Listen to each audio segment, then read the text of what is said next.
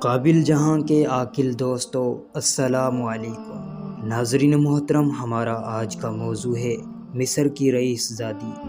حضرت یوسف علیہ السلام جب مصر کے بازار میں بکنے کے لیے لائے گئے اور ایسے جاہو جلال کے وقت جبکہ یوسف کے حسن کا بازار نہایت گرم تھا، جبکہ ہزارہا مرد و عورت بے خود اور بے دم ہو کر مر رہے تھے، ایک عورت جس کا نام فارغہ تھا اور مصر کی ایک رئیس زادی تھی، وہ متعدد خچر مال و دولت کے ساتھ لے کر حضرت یوسف کو خریدنے کے لیے آئی۔ جب اس کی نظر یک بہ یک حضرت یوسف علیہ السلام پر پڑی، آنکھیں اس کی چندہ ہو گئی اور بے خود ہو کر بولی کہ اے یوسف، آپ کون ہیں؟ آپ کا حسن و جمال دیکھ کر میری تو عقل قائم نہیں رہی۔ میں جتنا مال و دولت آپ کو خریدنے کے لیے لائی ہوں، اب آپ کو دیکھ کر مجھے معلوم ہوا کہ یہ ساری دولت آپ کے ایک پیر کی بھی قیمت نہیں۔ لیکن یہ تو بتائیے کہ آپ کو بنایا کس نے ہے؟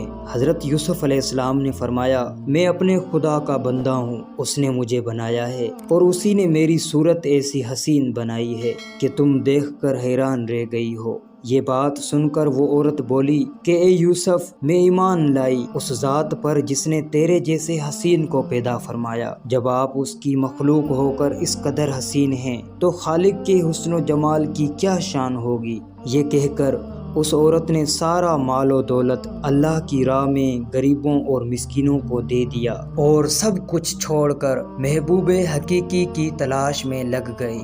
عزیز و دوستو، معلوم ہوا کہ اللہ والوں کے ذریعے خدا مل جاتا ہے، اور یہ بھی معلوم ہوا کہ اللہ والوں کا حسن و جمال دیکھ کر خدا یاد آ جاتا ہے۔ دوستو، اگر چینل پر نئے ہیں تو چینل کو سبسکرائب کرتے ہوئے گھنٹی کے بٹن کو لازمی دبائیں تاکہ ہماری آنے والی ہر ویڈیو آپ تک پہنچ سکے۔ فرقان علی کو دیں اجازت، اللہ نگہباں۔